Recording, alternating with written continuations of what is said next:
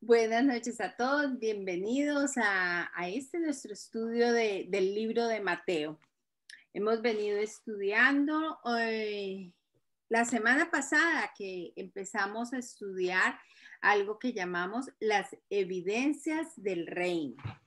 Si recuerdan, estuvimos diciendo que la evidencia es algo que es certeza clara y manifiesta de la que no podemos dudar. Entonces, por eso miramos de que en pocas palabras habíamos empezado a hablar y a conocer de los milagros que Jesús hizo durante su año de ministerio en Galilea.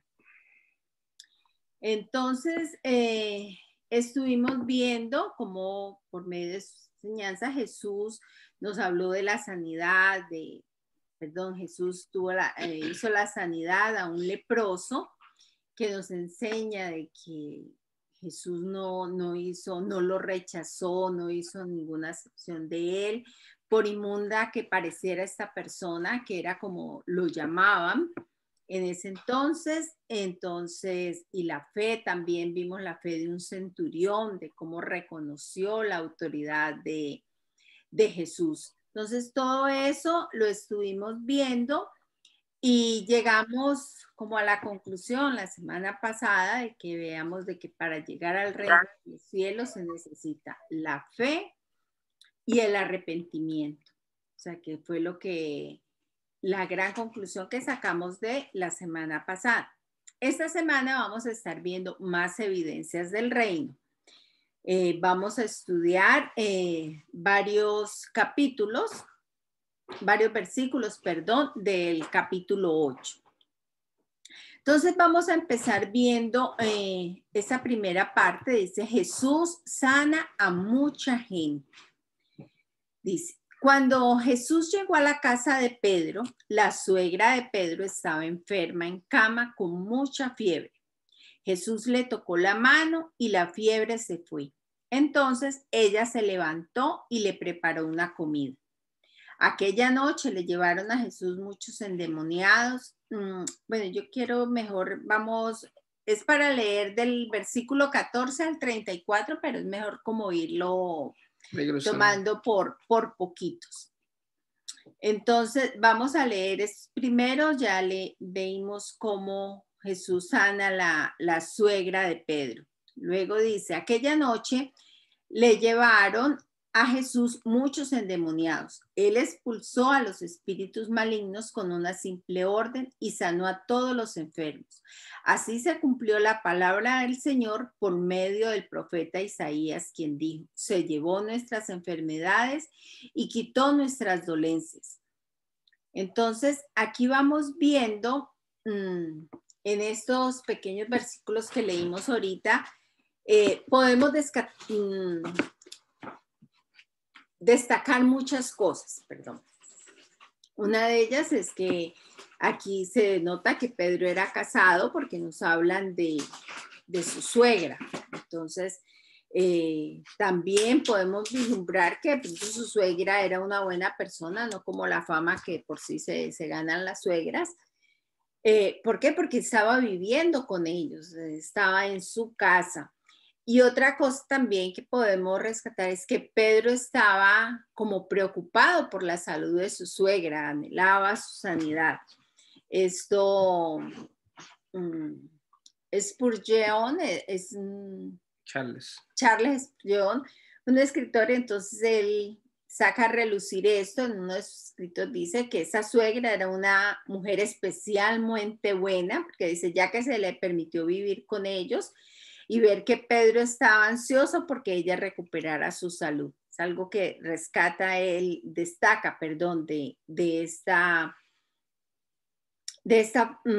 estos versículos. Dice, la forma en que Jesús la sanó, o sea, la suegra de Pedro, fue casi la misma forma en que sanó al leproso, porque fue con un toque. Recordemos que cuando vimos la sanidad al leproso fue también por un toque.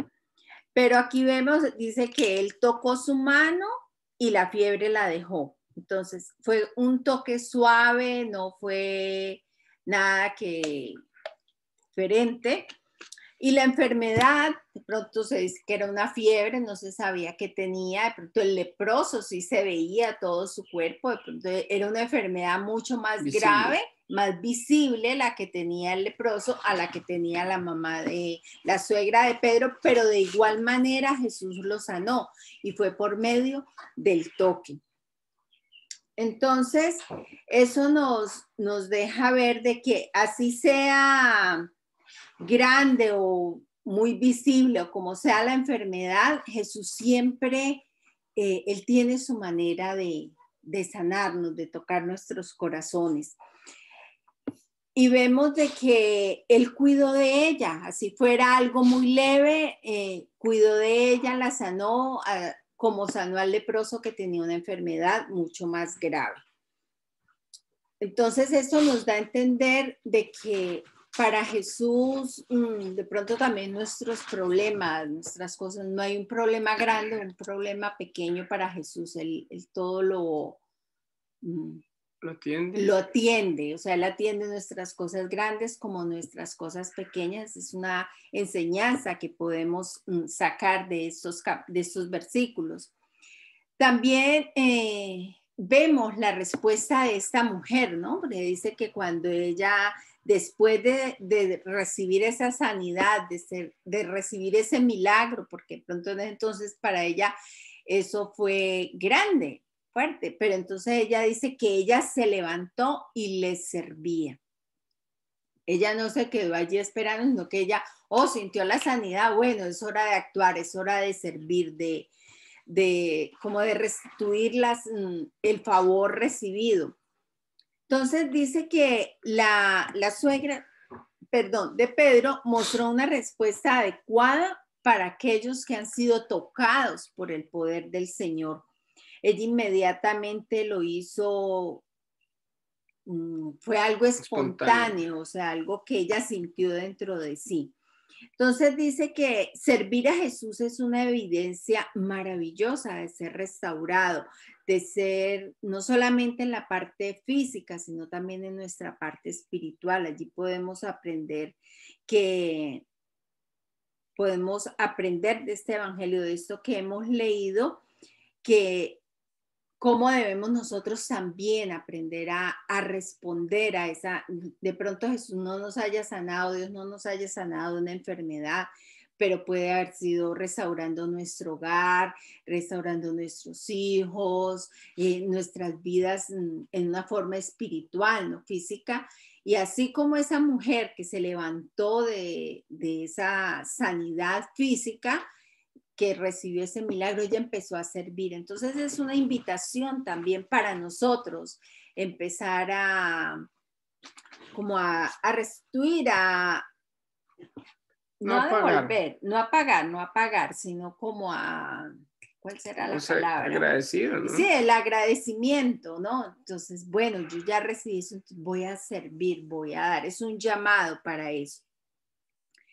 Mateo nos muestra cómo lo que hemos visto desde que empezamos a ver lo de las evidencias y los milagros, que cada persona fue diferente, no fue el mismo tipo de personas que Jesús sanó, porque él sanó a un leproso que estaba aislado, que no tenía privilegios sociales, ni mucho menos religiosos.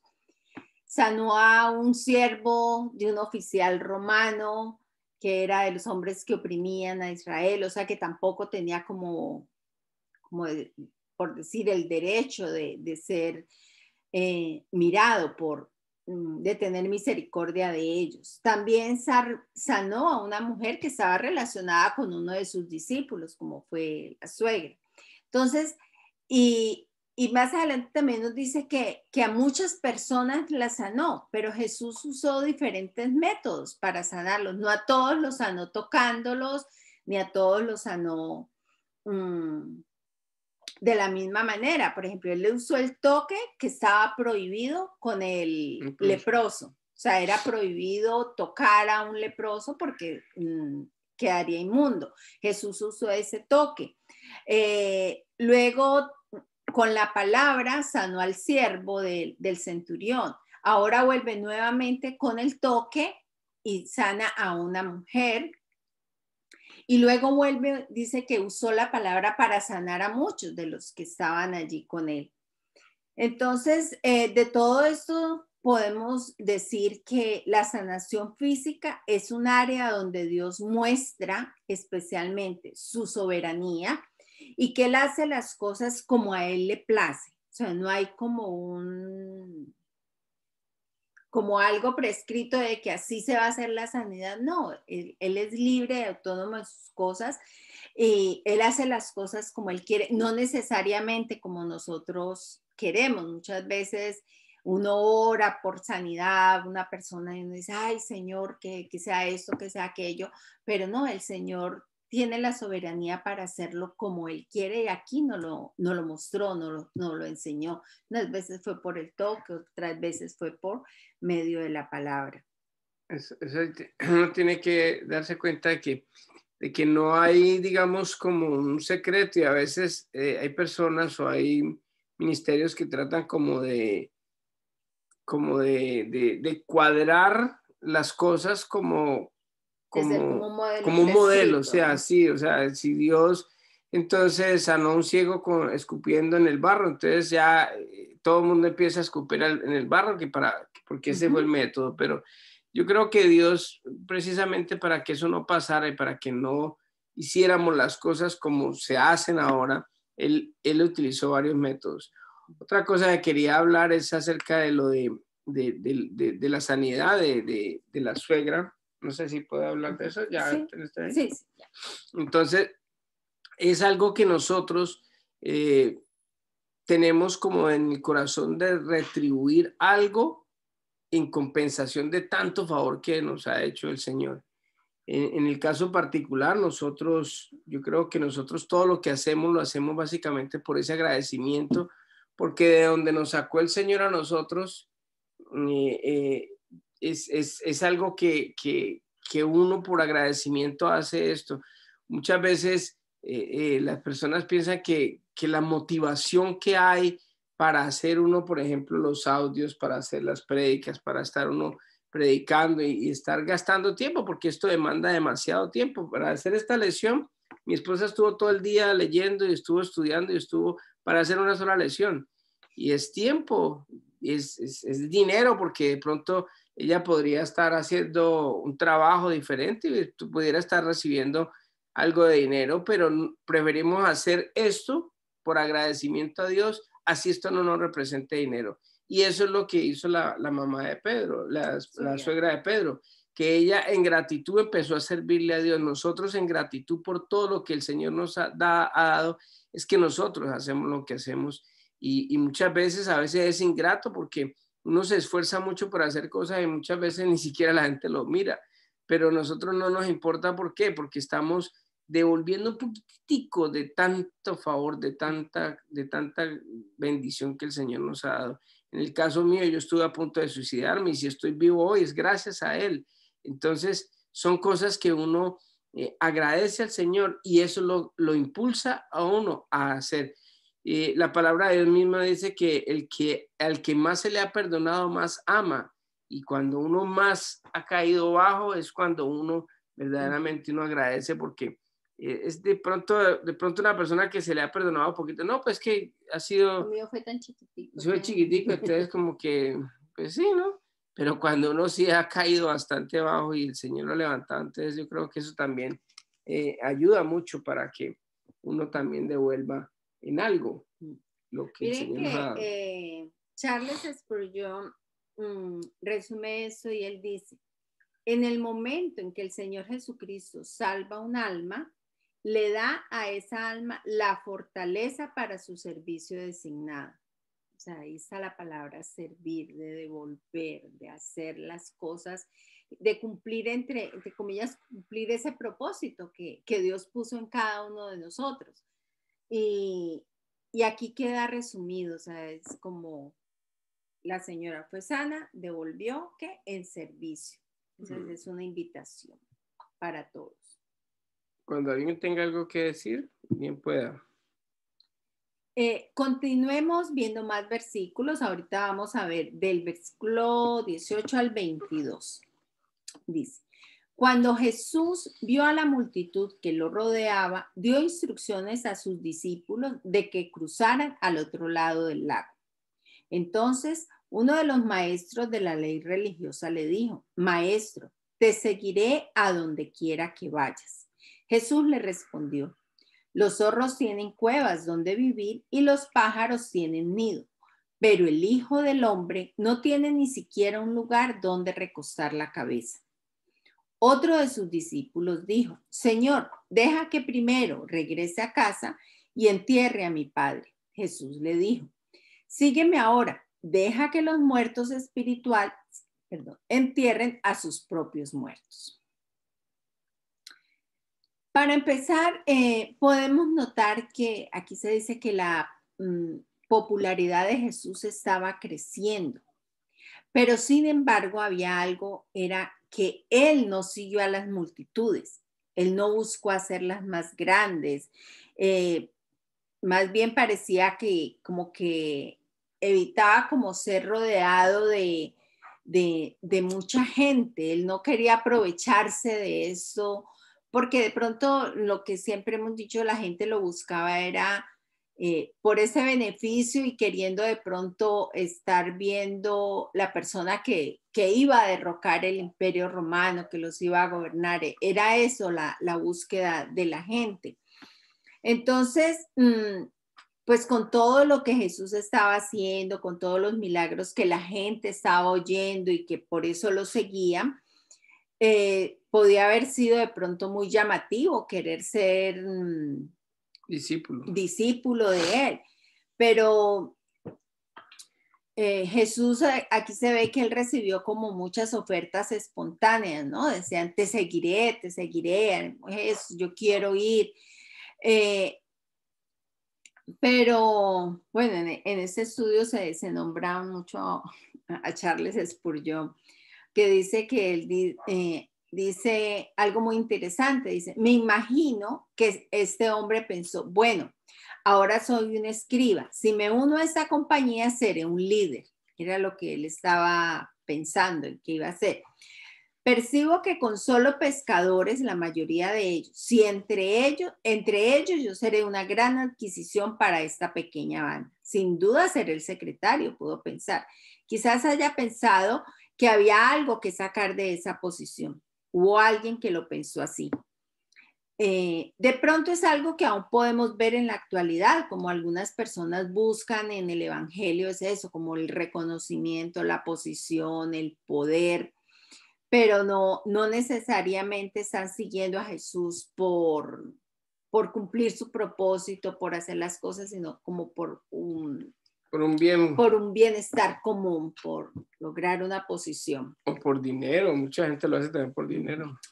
Entonces, miren lo que, si recordamos lo que Jesús le dijo a este hombre, dice, él no le dijo, no puedes seguirme, pero sí le dijo la verdad, sin darle pues una versión muy glamorosa de lo que era seguirle, sino que le dijo lo opuesto, las técnicas usadas a lo que hoy en día se puede ver. Jesús quería que él supiera realmente cómo eran las cosas, cuál era el costo de seguirlo, que era más vivir confiados en el Padre, en que él era el que los iba a sustentar, el que les iba a proveer, todo era por fe, porque no tengo ni dónde dormir, entonces el que me siga tampoco va a tener dónde dormir, pero él sabía que su Padre les iba a proveer todo. Muchas veces nosotros más bien estamos siempre confiando en las cosas materiales, en el trabajo, en que no, si no me pagan un sueldo, no, yo no voy a hacer eso porque no voy a ir a una misión si no sé si tengo algo fijo. Aquí nos está mostrando cómo Jesús fue transparente con ellos. Me van a seguir, no tengo ni dónde recostar la cabeza. Pero él sabía y él estaba seguro y confiado de que su padre sí les iba a proveer todo el tiempo. Y era por fe. También encontramos esa frase que dice el Hijo del Hombre. Esta frase es usada 81 veces en los evangelios. Cada vez es algo que dijo Jesús acerca de sí mismo o las palabras de alguien que citó a Jesús.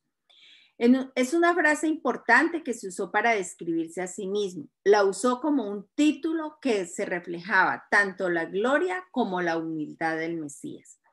Miren que si nosotros vamos a Daniel 7, 13 y 14, él habla de esto. Dice, mientras continuó mi visión esa noche, vi a alguien parecido a un hijo de hombre descender de las nubes del cielo. Se acercó al anciano y lo llevaron ante su presencia. Se le dio autoridad, honra y soberanía sobre todas las naciones del mundo para que lo obedecieran los de toda raza, nación y lengua. Su gobierno es eterno, no tendrá fin. Su reino jamás será destruido. Entonces, aquí hace referencia a eso, que era parecido a un hijo de hombre. Entonces, especialmente esa conexión que hay con el pasaje de Daniel significa, o sea, nos da a entender como la imagen de poder y gloria, pero no con las asociaciones como indeseadas de otros títulos. Porque al usarlo con frecuencia, Jesús le dijo a sus oyentes, soy el Mesías, o sea, hablaba era de que lo estaban esperando, de ese Mesías, de poder, de gloria.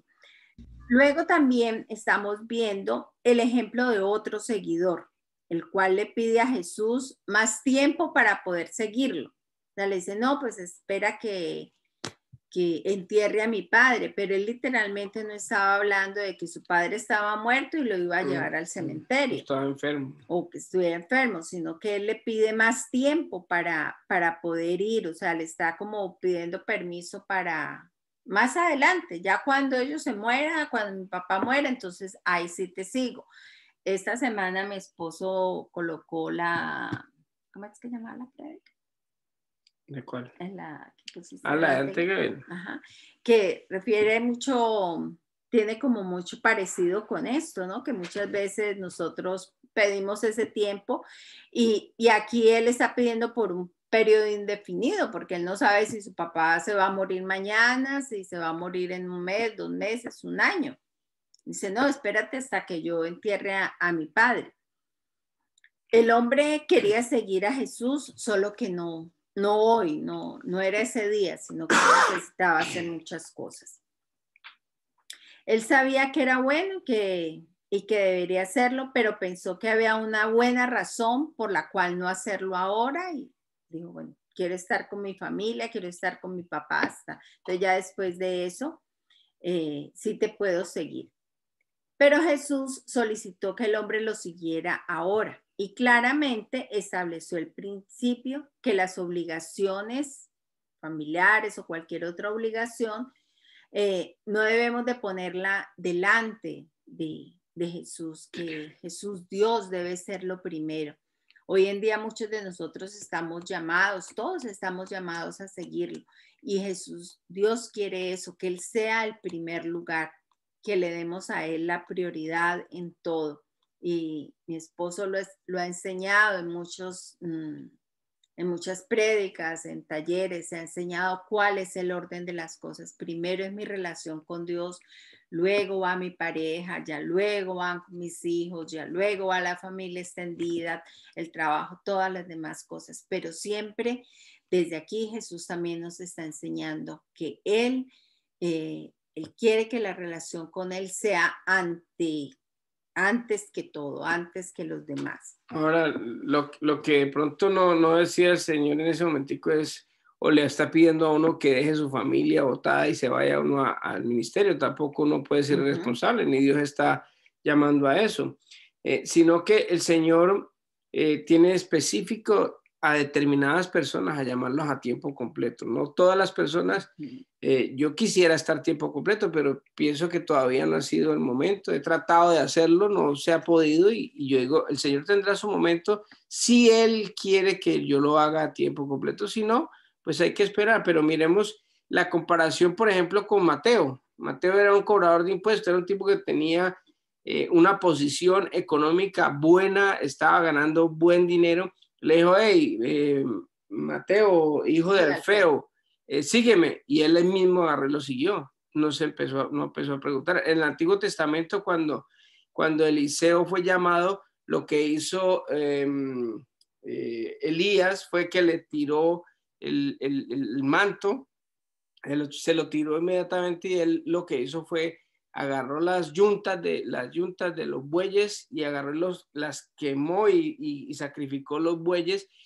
Eso quiere decir que no hay retorno, no hay pasado. O sea, hay algo que el Señor conoce en las personas, y es cuando uno verdaderamente tiene la intención de servirle, y no es servirle tiempo completo necesariamente, como lo decía ahora, sino que también donde nosotros estemos trabajando, ahí podemos servirle al Señor.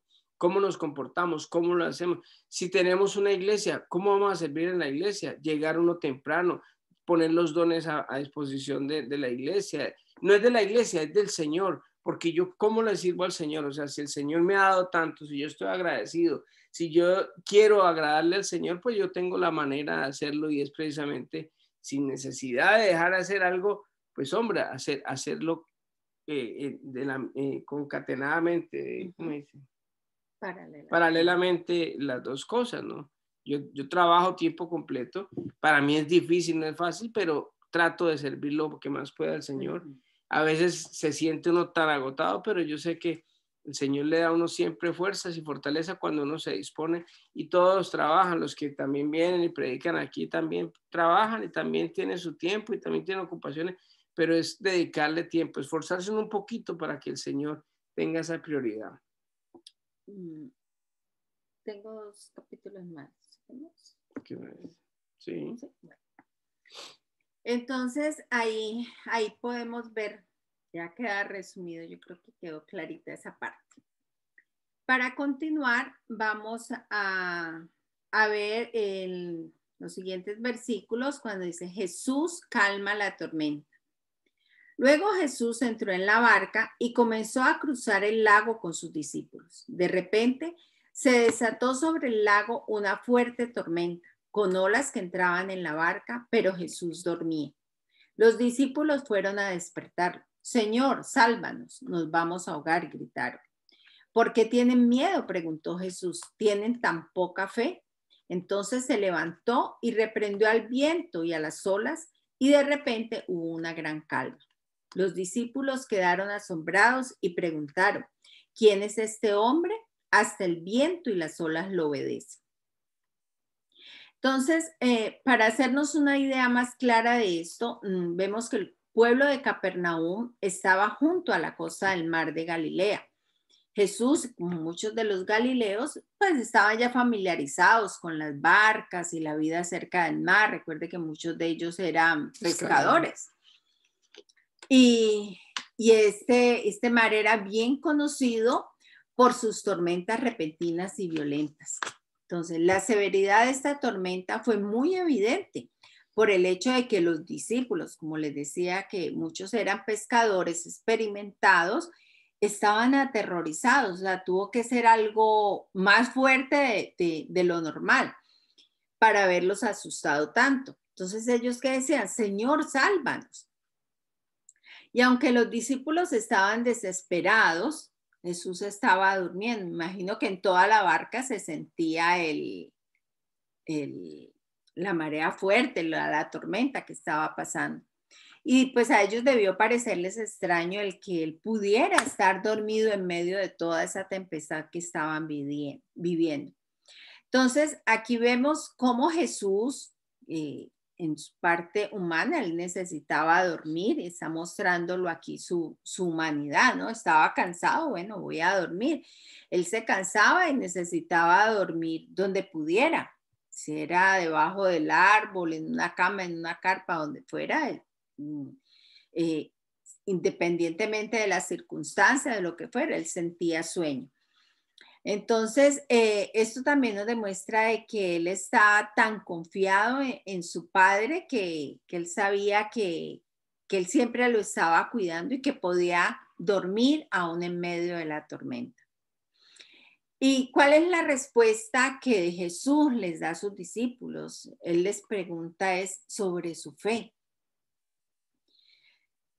¿Por qué están temerosos, no? Pero Jesús también reprendió, él allí reprendió fue el temor y la incredulidad, no la petición que le hicieron o porque lo hubieran despertado, sino que fue algo, no fue como el regaño, o sea, ¿por qué me despertaron si yo estaba muy cansado y dormido? No, era por su falta de fe, por el temor que estaban demostrando. Entonces, él nos dice que cuando podemos deducir que cuando confiamos en Dios como debemos confiar, nos debe quedar muy poco espacio para el miedo. Aquí dice que él habló primero con los hombres porque sabía que ellos eran los más difíciles de tratar, porque los vientos y la tormenta fue reprendida después. El primero preguntó fue a los hombres. Mire que los discípulos acababan de ver que Jesús había hecho milagros significativos, mostrando poder y autoridad. Él sanará a este hombre por medio de la palabra, a la suegra de Pedro, al leproso, a todos los que había sanado, varios con solo la palabra. Ellos habían visto el ejemplo de lo del centurión, de la barca, y de pronto el estar cerca de una persona que acababa de hacer todo eso y la paz que él sentía, de pronto había sido como contagiarse de esa misma paz de él, ¿no? Pues si él está con paz, estamos con él, él ha hecho todo esto, estemos tranquilos.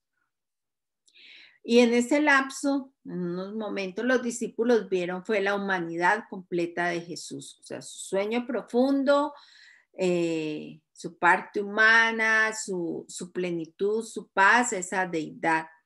Ellos vieron en ese momento a Jesús verdaderamente hombre y verdaderamente Dios. O sea, la paz en medio de la tormenta, el cansancio, el sueño, todo eso. Y también vieron que toda la autoridad que él tiene sobre la enfermedad y la naturaleza. Recordemos que todo esto fue creado también por él, nos lo dice Juan en el capítulo 1, cuando dice Dios creó todas las cosas por medio de él y nada fue creado sin él. Y en ese él se está refiriendo es a Jesús. Mire que hay algo que por eso es que el ejemplo o lo que maravilló a Jesucristo con la fe del centurión fue que el centurión sí tenía bien claro la autoridad que tenía Jesús, más que los discípulos que andaban con él. Sí. Porque el centurión le dijo, no es sino que tú mandes la palabra y él va a sanar. Dice el Señor, wow, se maravilló porque dice, ni en Israel he visto tanta fe. Estos que andaban al lado de él viendo tantas maravillas, tantas proezas, estaban todavía dudando de él, hasta lo último, porque, ¿sí?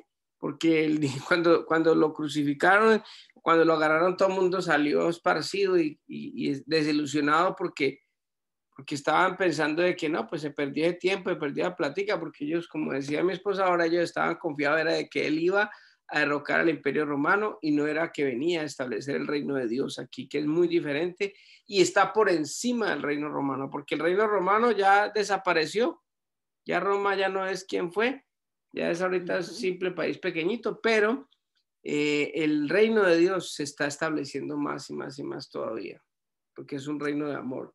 Entonces, hay que tener en cuenta eso. Nosotros debemos de ser como el centurión, como la mujer también que le dijo a la que quería que sanara a la niña y que dijo que él no había venido a los perrillos, sino que él había venido a los hijos de Israel. Y dijo, pero hasta los perrillos comen de lo que cae de la mesa. Y también se maravilló el Señor con estas dos personas por la fe tan grande que ellos manifestaron en el momento en que buscaron a Dios. Sí. Para terminar este capítulo 8, vamos a ver sobre la sanidad de los endemoniados. Esto vamos del versículo 28 al 34. Jesús sana a 2 endemoniados. Cuando Jesús llegó al otro lado del lago, a la región de los Gadarenos, 2 hombres que estaban poseídos por demonios salieron a su encuentro.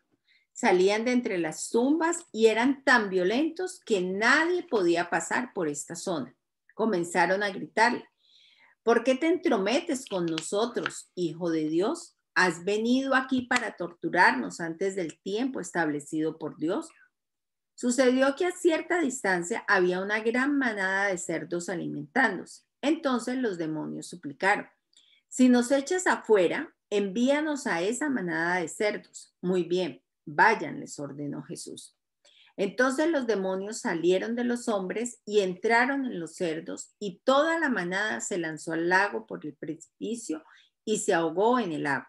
Los hombres que cuidaban los cerdos huyeron a la ciudad cercana y contaron a todos lo que había sucedido con los endemoniados. Entonces toda la ciudad salió al encuentro de Jesús, pero le rogaron que se fuera y los dejara en paz. Bueno, aquí vemos estos dos hombres desafortunados, pues eran impuros por, aparte de lo que tenían, eran impuros por la causa de su contacto con los muertos, se mostraran feroces, una actitud incontrolable. Los demonios llevaron a estos hombres a vivir cerca en el cementerio, en los sepulcros, y los muertos allí pues eran considerados terriblemente impuros y ofensivos para el pueblo judío. Cuando estuvimos estudiando esto lo veíamos, ¿no? Que si alguien tocaba un cadáver quedaba impuro, estar cerca de un cadáver. Entonces, por eso nadie quería pasar por ese camino. Pero miren que qué cosa que estos endemoniados, cuando ven a pasar a Jesús, le dice: ¿qué tienes contra nosotros? Esos demonios que estaban atormentando a estos hombres querían estar solos, querían que los dejaran tranquilos. Ellos no querían que Jesús interfiriera en su trabajo. Y mire lo que le preguntan: ¿qué tienes con nosotros, Jesús, Hijo de Dios? Los demonios en este momento ellos estaban reconociendo quién era Jesús. Incluso los discípulos que estaban con él lo dudaban.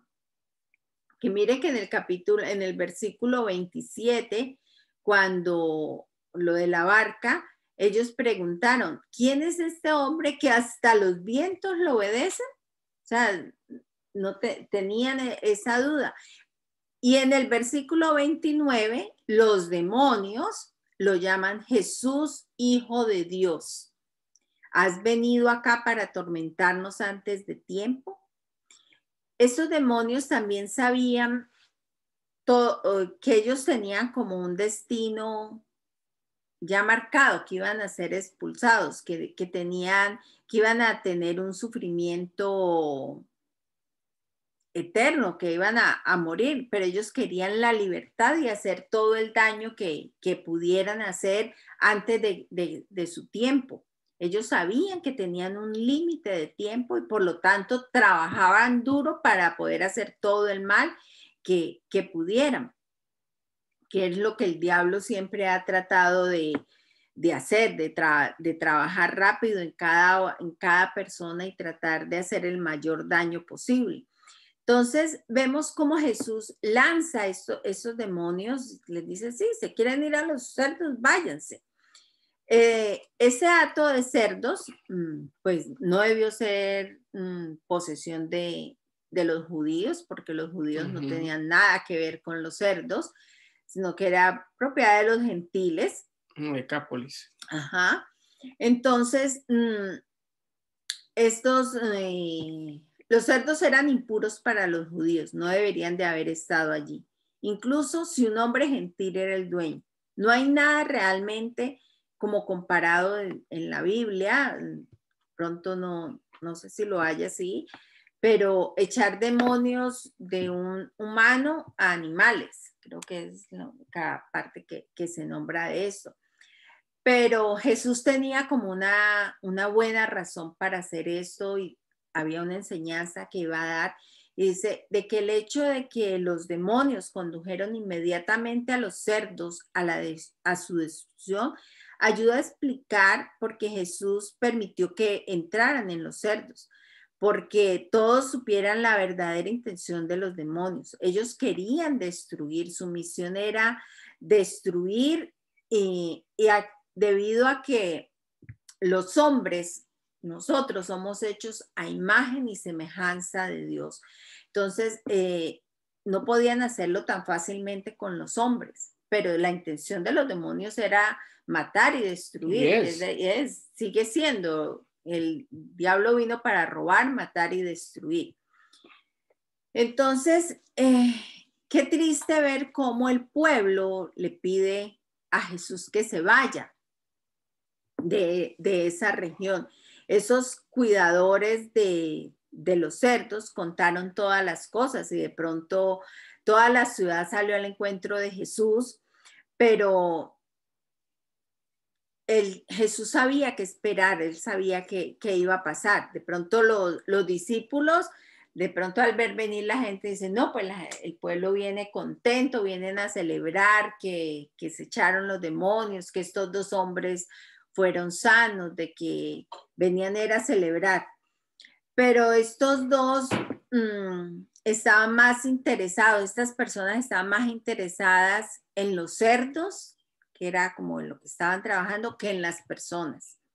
A ellos no les interesaba la sanidad de estos dos hombres que habían sido libres, sino que estaban pensando era en todo lo que habían perdido, en la plática que perdieron con los cerdos. Dice, es algo que podemos ver también actualmente, como muchas de las personas viven en un confort, ¿no? Yo ya soy salvo, yo tengo lo mío, ya, yo religiosamente, yo voy a la iglesia, pero yo no me quiero contaminar, yo no quiero hablar con la gente del mundo, yo no hablo con nadie que no sea cristiano, yo no hablo con nadie, no, yo estoy aquí en mi círculo, entonces los demás no me interesan. ¿Tienes algo más? Entonces, para resumir todo esto que hemos visto en el día de hoy, podemos ver que cada uno de los milagros de Jesús constituye una señal o evidencia, como lo hemos llamado, de su total autoridad. En los milagros de sanidad son evidencia de la autoridad de Jesús sobre la enfermedad. El milagro de calmar la tempestad es una evidencia de su autoridad sobre la naturaleza. La liberación de los endemoniados es evidencia de su total autoridad sobre Satanás y sus demonios. O sea, él tiene plena autoridad sobre todo. A él no se le escapa nada. La pregunta para el día de hoy es, ¿confiamos nosotros en esa autoridad que tiene Jesús? En todos los ejemplos que nos ha dado, como tomamos en cuenta todo lo que Él nos está enseñando. Él una vez dijo que cosas que Él hizo mayores nosotros podíamos hacer, pero hay un requisito y es que el poder del Espíritu Santo actúe en nosotros y que actuemos no en nuestro nombre, sino en su nombre y en la autoridad, reconociendo la autoridad que Él tiene sobre la enfermedad, sobre la naturaleza, sobre los demonios. Amén. Es algo bien importante porque dependiendo de la manera en que nosotros tengamos fe, creamos en esto, así mismo vamos a actuar. Entonces, ¿cómo estamos actuando? ¿Estamos actuando verdaderamente en fe, creyendo en la autoridad que Dios nos ha depositado a nosotros? ¿O estamos simplemente llenos de conocimiento y no estamos poniendo en práctica? ¿Estamos agradecidos con lo que Dios nos dio o simplemente somos personas que nos llamamos cristianos, somos salvos, pero hasta ahí llegamos? Entonces, es importante esto porque esto nos impulsa y nos ayuda y nos da como esa motivación para que nosotros demos el paso y empecemos a declarar y hacer la obra de Dios. Está muy bien. Muy bien, y es cierto lo que dice usted, Pastor Oscar, Selena, que Dios dijo en el Antiguo Testamento, fuimos creados para servir, ¿no? Y vamos a seguirle sirviendo cuando estemos en su presencia, ¿no? Bien. Pero como gentil que éramos antes, y por la compasión, el amor, la misericordia de Dios, ahora, por ese, como usted dijo, ese agradecimiento, ¿sí? A lo mejor no entendemos ese concepto tan profundo, que debemos sentir, ¿no? En nuestro ser, ¿no? Para agradecerlo, a lo mejor lo que tengamos, ¿sí? Así como ¿cómo se llama? La mujer que dio lo último, lo único que tenía, ¿no? Es decir, lo dio con corazón, a comparación de los otros que eran sus obras, ¿no? Que eran, bueno, son mis migajas, ¿no? Lo que me sobra. Ajá, lo que me sobra. Así no lo dieron de corazón. En cambio, la mujer sí. Yo pienso que a veces fallamos en ese agradecimiento, ¿no? No somos realmente o no hemos sido agradecidos ante Dios, ¿no? Ante su Hijo. Señor, por todo lo que ha hecho, está y hará, ¿no? Por nosotros, no nada más por mí, sino por nuestros hijos, por las generaciones que vienen, sí, por familias, por muchas situaciones, y uno empieza a reflexionar y a meditar, ¿no? Que si uno lo reflexiona, en mi persona o personalmente uno me pongo triste, ¿no? Porque realmente no ha sido tan agradecido como debe de ser, ¿sí? Por lo que ha hecho en mí, en mi familia, con mis hijos, con mis padres, que a pesar de que no he estado ahí con ellos y ya son grandes, los ha mantenido, los ha sustentado en todo, ¿no? Como en nuestros países, lo que está pasando en México, Colombia, Venezuela, etcétera, ¿no? Es decir, ese agradecimiento, porque él, como la canción de Dani Barrios, Dios cuida de nosotros. Y no nada más de mañana o pasado, todo el día cuida de nosotros, todo momento. Entonces, yo pienso, es un agradecimiento que su significado debemos de entender y comprender, ¿no? Para poder llevar a cabo sus obras, ¿sí? Y otro punto es, como usted lo dijo también, la fe, ¿no? Como gentil a veces fallamos y lo demostró, ¿no? También como Tomás, el apóstol Tomás, que a pesar de la resurrección, como uno de sus apóstoles dudó todavía, ¿sí? Después de haber resucitado Jesús, ¿no? Y hay a veces, yo pienso que nos encontramos en un momento dado así, en esa situación, y no cree su autoridad ya puesta por Dios, ¿no? En él. Y eso es todo.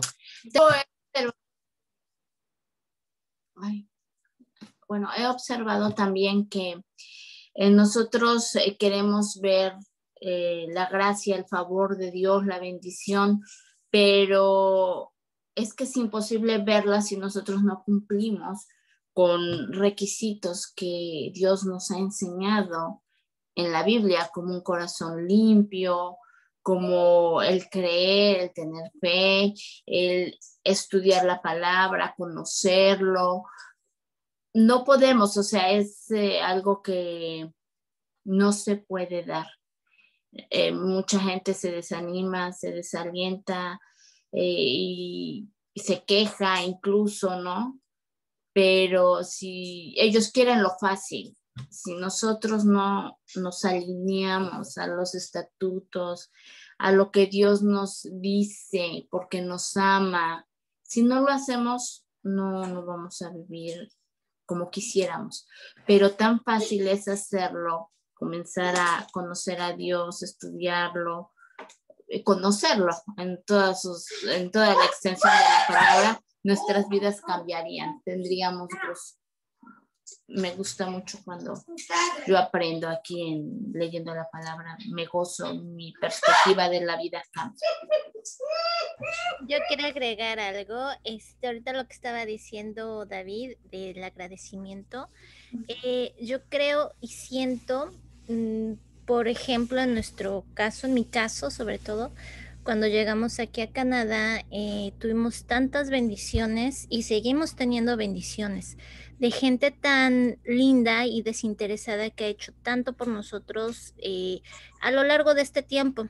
Y nosotros notamos esa bendición desde que llegamos aquí, porque pues Dios permitió que tocáramos fondo de cierta manera y nos abrió el corazón. Pero yo siento que si uno hace las mismas acciones hacia otros, es darle gracias a la misma vida, o sea, vida me refiero a Jesús, a Dios, porque Él es el que lo permite. Entonces, de una manera, por ejemplo, que yo no tenga aquí a mi hermana Vianney y estoy muy agradecida con ella, bueno, entonces busco la manera de ayudarla de diferentes maneras, no precisamente presencialmente, en oración, en ánimo, en lo que se pueda a la distancia, por así decirlo. O también a nuestro alrededor, si nosotros vemos una persona necesitada que pues que no pueda hacer algo físicamente, bueno, uno va y ayuda en lo que pueda. Hola. Y o sea, devolverle a la vida lo que nos ha dado en ese aspecto. Repito, lo que nos ha dado la vida lo ha permitido Dios. Entonces, es eso, dar las gracias con nuestras acciones. Y lo que dice Kianis, no, bueno, yo siento que no es como un intercambio, yo siento que esto es algo muy orgánico, el que funcionen las cosas por la comunión que tengamos con Dios. Sí necesitamos los estatutos, sí necesitamos estar en regla, pero ahora sí que Dios permite cierto tiempo, no nos da un tiempo de reflexión y su tiempo no es nuestro tiempo. También yo me he visto, bueno, ¿por qué si yo hago? ¿Por qué si yo soy? ¿Por qué mis peticiones no son escuchadas? Bueno, es que necesito más, no sé, paciencia, tiempo. Dios dirá y Dios sabrá. Oye.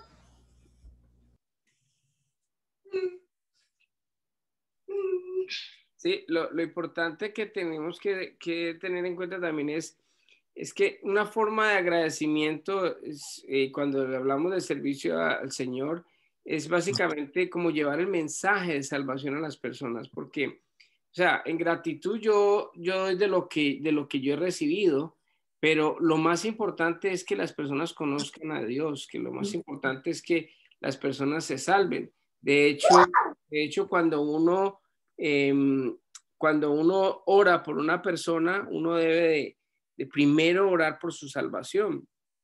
Hace días tuvimos la oportunidad con una persona llevaba 20 y pico de días en el hospital y hablamos con él y entonces yo primero que todo le dije, mira, lo más importante no es que el Señor te sane físicamente, sino espiritualmente, o sea, que tú puedas recibir al Señor, y lo llevé a que recibiera al Señor. Después de haber recibido al Señor, lo que hicimos fue orar para que, si es la voluntad de Dios, él, ya después de haber conocido al Señor, entonces que el Señor lo sanara. Resulta que llevaba 20 y pico días en el hospital y al otro día le dieron salida. Y ese día me llamó y me dijo que ya habían ido a hacerle un chequeo porque le estaban haciendo diálisis, y dijo que ya no necesitaba absolutamente nada de diálisis. Entonces el Señor obra, pero primeramente nosotros debemos llevar a las personas a conocer del Señor. O sea, eso es lo más importante, porque en últimas, si uno de pronto le da algo a esa persona, o si él dice, no, pues ayúdeme, por ejemplo, con la cuenta del hospital. Y entonces, pues yo digo, bueno, listo, a mí me han dado dinero, entonces yo le voy a ayudar con el dinero. Entonces, pues sí le estoy ayudando y estoy retribuyendo un poco, pero espiritualmente hablándolo es básicamente a llevar a las personas a que conozcan de Dios. Eso es lo más fundamental para todos, para todo el engranaje y el agradecimiento del servicio de Cristo. Bueno, entonces vamos a terminar con la reunión de hoy. Les agradecemos a todos los que nos ven vía internet, a los que están aquí presentes y los que lo van a ver en la grabación por YouTube. Y quedamos todos en comunión y atentos a que puedan servirle estas lecciones del estudio de Mateo. Vamos a orar. Amado Padre, yo te doy gracias por este estudio, por esta palabra que tú nos has regalado en este día, Señor. Te pedimos de todo corazón, Señor, que nos ayudes a cada uno de nosotros a aumentar nuestra fe, Señor, a creer en tu autoridad, Padre mío, que tú nos has dado toda autoridad que hay en los cielos, en la tierra y debajo de ella, Señor, para que en tu nombre, Señor, vamos y saquemos demonios, para que podamos orar por los enfermos, para que podamos hacer las cosas que tú hiciste y aún mayores, Señor. Yo bendigo a cada uno de los que están en esta noche, Señor, en esta tarde, en esta reunión, Padre mío. Y también, Señor, bendigo a todos los que la ven vía internet el día que sea, Señor. Gracias, papito lindo, por todo lo que nos das y quedamos en tus manos. En el nombre de Jesús, amén y amén. Que Dios les bendiga a todos y que tengan un fabuloso día.